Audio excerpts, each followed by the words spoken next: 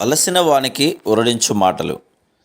సహోదరుడు భక్తి సింగ్ గారి పరిచర్య నుండి సేకరించిన అనుదిన ధ్యానములు. జూలై 31. యెహోవా వంతు ఆయన జనమే, ఆయన స్వాస్థ్య భాగము యాకోబే. ద్వితీయోపదేశకాండము 32వ అధ్యాయం 9వ వచనం. మనము ప్రకాశించు ముత్యముతో పోల్చబడితిమి. ఒక వర్తకుడు అమూల్యమైన ఒక ముత్యమును కనుగొని పోయి తనకు కలిగినదంతయు అమ్మి దాని కొనును. మత్తయి సువార్త 13వ అధ్యాయం 45-46 వచనములు.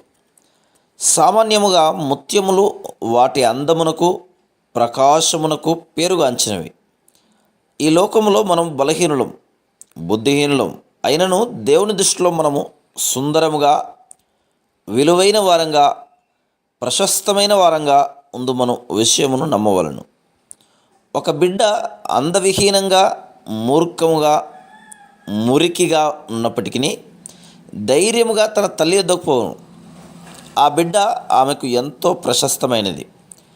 శత్రువును ఎదిరించుటకు దేవుడు మన ఆత్మీయ అందమును కోరుచున్నాడు. మనం రక్షించబడక మునుపు మురికి గుడ్డ పేలికల వలె ఉంటిమి. ఆ మురికి గుడ్డ పేలికే ఇప్పుడు ప్రకాశించు ముత్యముగానైంది.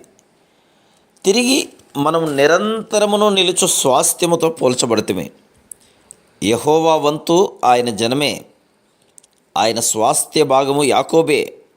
ద్వితీయోపదేశకాండం 32:9. ప్రపంచంలోని గొప్ప వ్యక్తులు తమ లోక సంబంధమైన స్వాస్థ్యమును బట్టి గర్వించుదురు.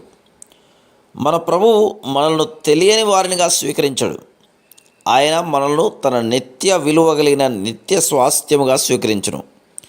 అందుచేతనే మన అన్ని అవసరతల నిమిత్తము, భారముల నిమిత్తం ఆయనకు ప్రార్థించుటకు మనకు ధైర్యమునిచ్చును. మనం నష్టపోవట ఆయనకిష్టం లేదు. ఆయన గతించిపోవు భూమి ఆకాశముల విషయంలో, దూతల విషయంలో వహించు శ్రద్ధ కంటేను మన విషయమై అధిక శ్రద్ధ వహించును. అవి దేవుని నిత్య స్వాస్థ్యముగా ఎన్నిక చేయబడవు. అవి వ్యర్థమైనవిగా ఇచ్చబడును. కానీ విశ్వాసులు దేవుని నిత్య స్వాస్థ్యము. ఈ ఉపమానములన్నీ మనం దేవుని యొద్ద హక్కుతో ధైర్యముగా ప్రార్థించుటకు తోడ్పడును. ఎవరైతే తిరిగి జన్మించలేదో వారు ఆయన కనికరం కొరకు ప్రార్థించవలను. దేవుడు కృపగలవాడు. ఆయన ప్రతి ఒక్కరిని ఆహ్వానించి తృప్తిపరచును. అయితే మీరు చీకటిలో నుండి ఆశ్చర్యకరమైన తన వెలుగులోనికి మిమ్మల్ని పిలిచిన వారి గుణాతిశయములను ప్రచురం చేయు నిమిత్తం ఏర్పరచబడిన వంశమును, రాజులైన యాజక సమూహమును, పరిశుద్ధ జనమును, దేవుని సొత్తైన ప్రజలనై ఉన్నారు. 1 పేతురు 2:9. మనము ఏర్పరచబడిన వంశం అనగా మన ఊహకు మించిన ఉన్నతమైన ఉద్దేశముతో మనం దేవుని చేత ఏర్పరచబడితిమి. ఆకాశములో నక్షత్రములు అందముగా, ప్రకాశమానంగా ఉండును.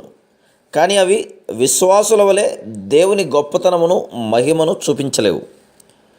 దేవుని నానావిధములైన జ్ఞానము, మహిమ ఆయన ఏర్పరచుకున్న వంశము ద్వారానే వెలిలేవును. మనము రాజులైన యాజక సమూహం. మనము యాజకులము, రాజులము.